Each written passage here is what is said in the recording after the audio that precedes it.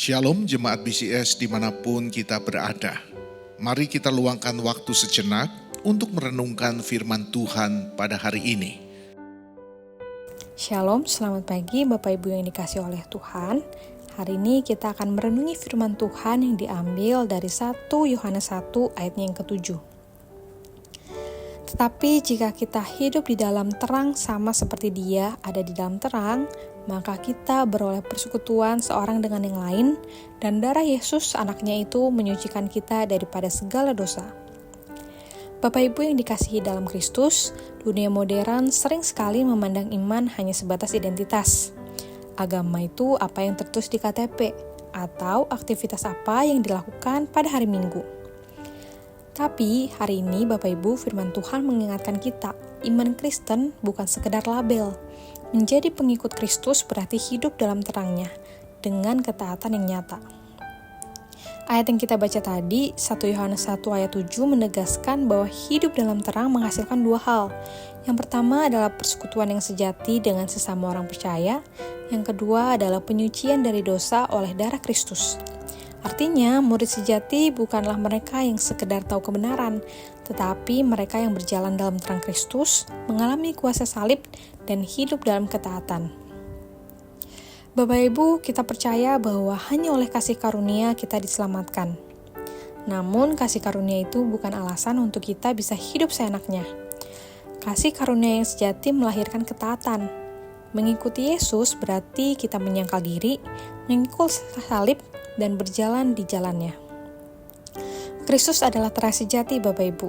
Maka kita sebagai murid Kristus yang sejati adalah mereka yang hidup transparan di hadapan Allah, saling membangun di dalam tubuh Kristus dan berani taat meski dunia menolak.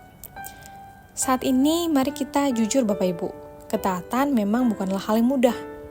Budaya zaman ini sangat menekankan kebebasan pribadi. Ya, yang penting aku suka. Atau, ya selama tidak merugikan orang lain kan gak apa-apa.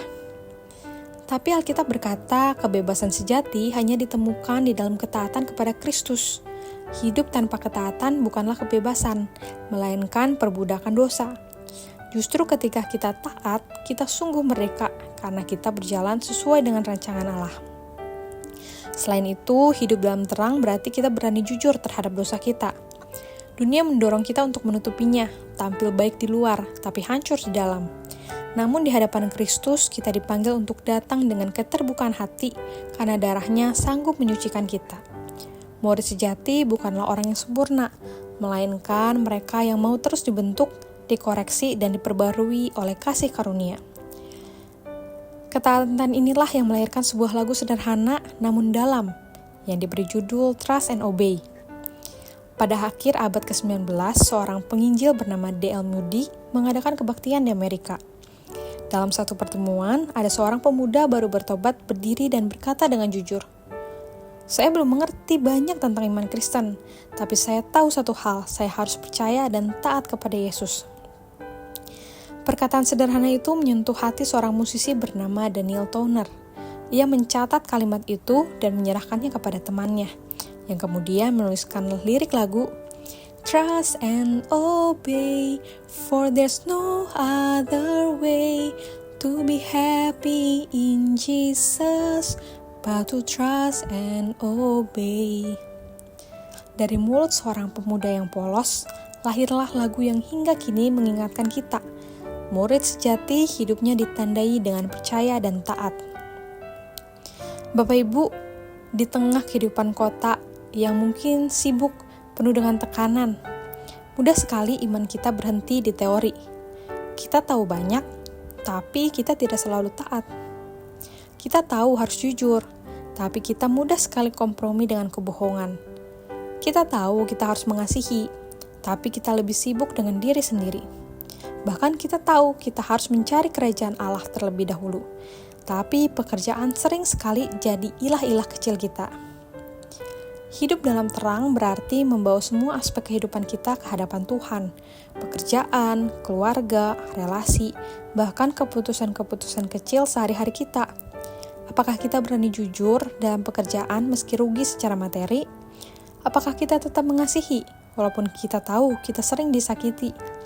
Apakah kita berani berkata tidak pada korupsi, walau semua orang melakukannya?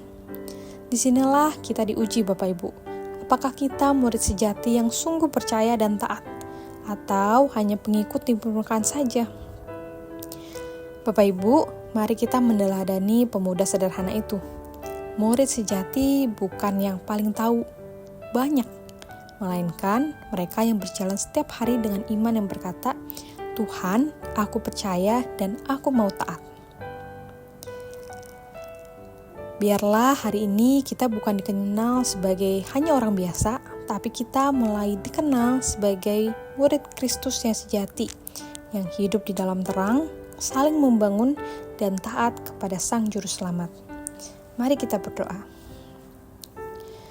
Tuhan Yesus, ajarlah kami untuk hidup bukan hanya sebagai pendengar, tapi sebagai pelaku firman-Mu. Biarlah darah-Mu terus menyucikan kami, dan Roh Kudus memampukan kami untuk bisa menjadi murid yang sejati, murid yang percaya dan taat di dalam terang-Mu. Berilah kepada kami kerinduan untuk mengenal-Mu semakin dalam, dan berilah kepada kami keberanian untuk bisa menjadi terang, menjadi murid yang sejati di tengah-tengah dunia yang menolak Engkau. Ke dalam tangan-Mu kami menyerahkan kehidupan kami seluruhnya. Di dalam nama Tuhan Yesus kami berdoa. Amin. Demikian renungan harian kita pada hari ini. Mari kita terus rindu menjadi murid Kristus bersama keluarga Allah. Tuhan Yesus memberkati.